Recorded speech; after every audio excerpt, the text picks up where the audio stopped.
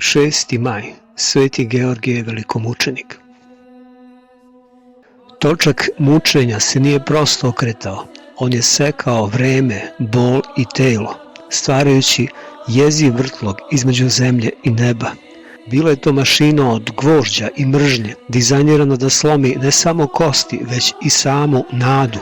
U centru tog vihora mladi kapadokijski oficir nije izgledao kao žrtva, već kao nepomična osa sveta koji se ruši.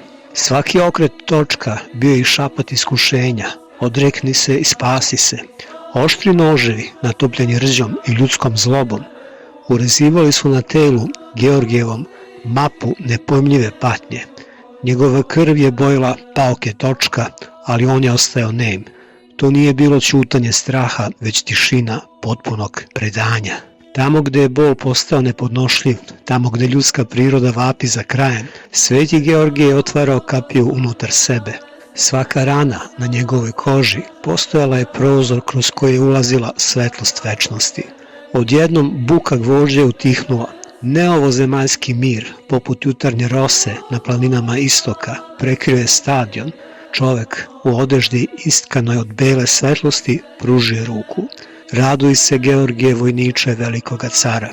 U trenutku raskomadanost je postala celina, rane su se zacelile ne kao obični ožiljci, već kao ordenje pobede koju svet nije mogao da razume. Točak je stao, poražen snagom ljubavi koja ne poznaje propadljivost. Mučenik je ustao uspravan, isceljen i prosvećen, pretvarajući oruđe smrti u polomljenu igračku pred svojim nogama. Sveti Georgije na točku je slika duše koja odbija da bude zgnječena između žrvnjeva, nužde i straha. To je čovek koji, čak i kada se sve oko njega mahnito vrti, ostaje usredsređen na centar, na Hrista. Nije točak bio taj koji je mučio Svetog Georgija. Georgijeva vera je bila ta koja je mučila smrt sve dok je nije primorala na povlačenje.